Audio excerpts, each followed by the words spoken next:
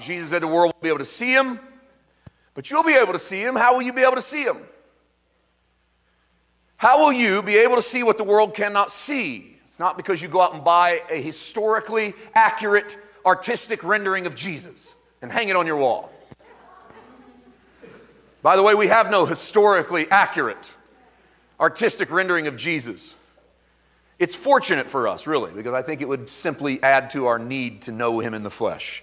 It's good that he came in an era before the Renaissance, before people learned how to paint really good portraits of people.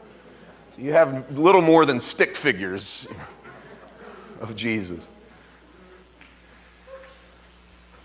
This indwelling presence that we can see, but they can't see, how can we see it?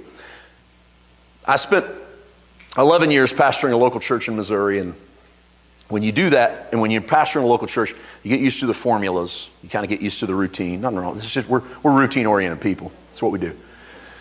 And so you get used to the doing of church, and we do this, and then we do this, and then we do this. And you can try to break out of that, but you just kind of fall back into that mode. And we also get used to saying things. Some things we just say just because they fill what is the scariest thing in most people's minds in a public venue, dead air. They fill dead air. We hate dead air. We're freaked out about silence. Have you noticed that? It scares us to death if things get really, really quiet. And so we'll say things. And I remember I would say, and I really thought at first I was being really spiritual, I would say, you are here, and this was even in Grace, you are here today at church to see Jesus. Our job is to show you Jesus. And I thought that I was being very spiritual because I thought that you came into here to see an expression of Jesus. But I really only had a half right because the Holy Spirit began to deal with my heart, and he did it after I left that local church. He said, son, remember when every week you would tell the people that they are here, it's sermon time, they are here to see Jesus. He said, you can leave people with the impression that they don't see Jesus out there until they get in there and hear a message about Jesus. Only when they hear a message about Jesus are they seeing Jesus. But the reality of what the church is, see, the church is not individualistic, the church is plural. We have a real popular thing in church circles to go, I don't need the church, I am the church. I won't ask you if you've said, I am the church. But the church is ecclesia. The church is called out ones. It's plural. So I can never be the church by myself. Right? I have to be the church with you.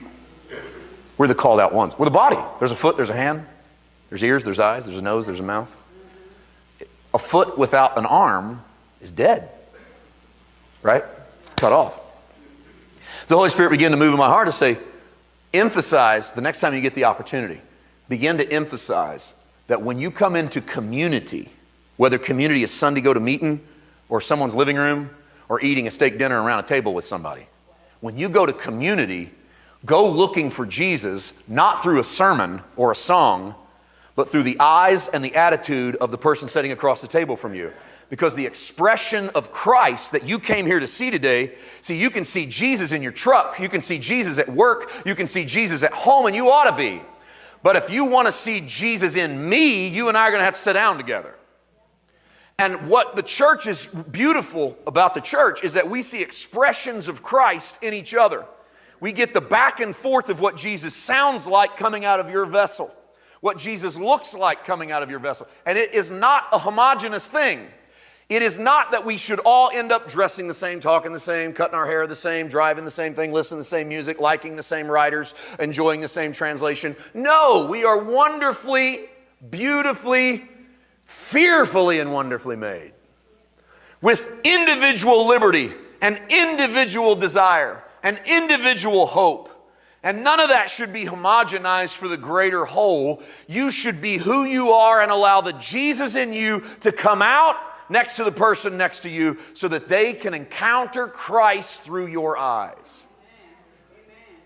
Only then do we begin to appreciate the differences we have in other people.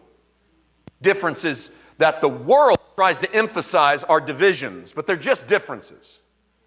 They're not divisions. Race is not a division. Class is not a division, they're just differences. They become divisions when we have it institutionalized in us and pressed into us that they are divisions. People not agreeing with you theologically is not a division, it's a disagreement. Don't allow disagreements to turn into divisions. When you do, you end up with 43,000 denominations. Or you end up with the grace movement. And the first question asked to new people you meet is, are you a grace guy? And it becomes little about seeing an expression of Jesus in people, and it becomes all about making sure we theologically agree so that we don't have to go down a road that makes us uncomfortable. How many of you know liberty often makes you uncomfortable?